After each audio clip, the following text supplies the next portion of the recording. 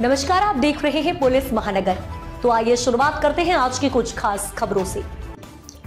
महाराष्ट्र में शिवसेना प्रमुख उद्धव ठाकरे की ओर से सामना में चुनाव आयोग पर दिए गए बयान को लेकर प्रदेश की राजनीति गर्मा गई है। अब केंद्रीय मंत्री रामदास अठावले ने उद्धव ठाकरे को घेरा। उन्होंने कहा कि उद्धव ठाकरे कानूनी आधार पर बात नहीं करते, उन्हें अपनी पार्टी को लेकर खुद को दोष देना चाहिए। उन्होंने कहा कि इलेक्शन कमीशन को पत्थर बोलना ठीक नहीं, वो पैंथर है। केंद्रीय मंत्री रामदास अठावले ने कहा, अगर 2/3 मेजोरिटी उद्धव ठाकरे के पास होती तो उस पार्टी का सिंबल और उस पार्टी का नाम उन्हें मिलता। यह निर्णय कानूनी है। उसके मुताबिक एकनाथ शिंदे जी के साथ 56 में से 40 विधायक आ गए, ऑटोमेटिकली उन्हें 2/3 मेजोरिटी मिली थी। इसलिए मुझे लगता है कि इलेक्शन कमीशन का दोष देना ठीक नहीं है। शिवसेना प्रमुख उद्धव ठाकरे ने सामना को दिए एक इंटरव्यू के दौरान केंद्र और राज्य सरकार के साथ बीजेपी और चुनाव आयोग पर हमला बोला था।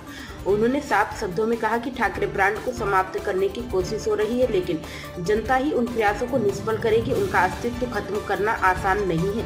प्रदेश की जनता उनको पसंद करती है। उन्होंने ये भी कहा कि ठाकरे सिर्फ एक ब्रांड नहीं है, यह ब्रांड मतलब महाराष्ट्र की मराठी मानुष की हिंदी अस्मिता की पहचान है।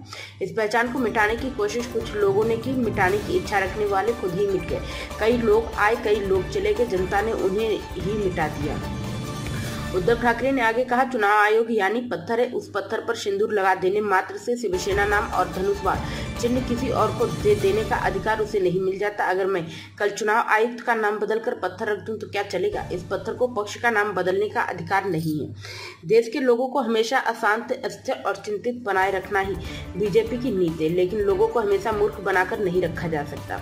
उन्होंने आगे कहा, लोकतांत्रिक प्रक्रिया में अगर हमने कुछ उल्टा व्यवहार किया तो बात अलग थी, लेकिन अगर कुछ हमने संविधान के अनुसार गलती नहीं की है तो वो हमारे चिन्ह भी नहीं छीन सकते। वोट प्रतिशत वगैरह जो भी है वह सिर्फ चिन्ह तक सीमित नहीं, नाम किसी को नहीं दे सकते। अब तक की खबरों में बस इतना ही। ऐसे ही खबरों के लिए बने रहे हमारे साथ। तब तक के लिए नमस्कार।